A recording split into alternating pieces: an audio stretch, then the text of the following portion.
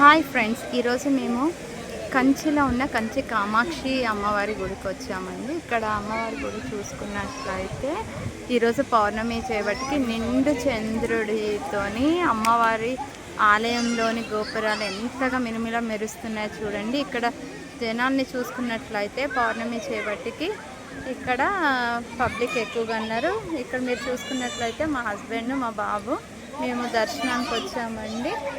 మా అత్తగారు, మా మామయ్య గారు అండ్ మేము ఐదుగురము అమ్మవారి గుడి దర్శనం కోసమని వచ్చాము. ఇక్కడ చూసుకున్నట్లయితే మనకి 4 వైపులా ప్రాకారాలు ఉంటుంది. ఇది పశ్చిమ ద్వారము, అది వచ్చేసి ఉత్తర ద్వారము. ముందు మనకి వచ్చేసి మీకు స్టార్టింగ్ ఒకటి కనిపిస్తుంది కదా, అది తూర్పు ద్వారం అండి. ఇటు చూసుకున్నట్లయితే దక్షిణ ద్వారం ఉంటుంది. ఇలా మనకి 4 ద్వారాలు అనేవి ఇక్కడ నిర్మించబడింది. గుడి చాలా చక్కగా ఈరోజు పౌర్ణమి చేయబట్టికి పైగా సమ్మర్ టైం కదా, వాతావరణం చాలా ఆహ్లాదకరంగా ఉంది. మీరు చూసుకున్నట్లయితే ఇక్కడ మనకి కోనేరు కూడా కనిపిస్తుంది.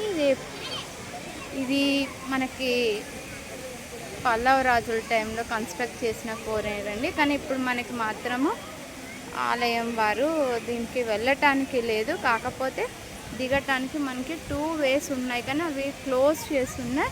అటు ఒకటి అండ్ ఇటు కూడా ఒకటి మనకి ఉంటుంది దిగటానికి. ఇక్కడ చూసుకున్నట్లయితే తులసి కోట ఎంత ఎత్తుగా ఉంది చూడండి. వాతావరణం చాలా ఆహ్లాదకరంగా ఉండేసరికి పిల్లలు చాలా సంతోషంగా ఆడుకుంటున్నారు. ఇది ఇప్పుడు మేమున్నది ప్రజెంట్ గుడికి బ్యాక్ సైడ్ అన్నమాట. చాలా ఎంత హాయిగా ఉంది అని అంటే ఖచ్చితంగా చూడాల్సిన ప్రదేశము. పైగా మనకి తెలుసు కదా 18 శక్తి పీఠాలు అనేవి ఉన్నాయి. ఆ 18 శక్తి పీఠాలలో ఇది మనకి అమ్మవారిది కంచి కామాక్షి అమ్మవారు 2వ శక్తి పీఠము. మరి అందరు దర్శించుకుంటారని కోరుకుంటున్నాను. శ్రీమాత్రే నమః. థ్యాంక్ యూ అండి.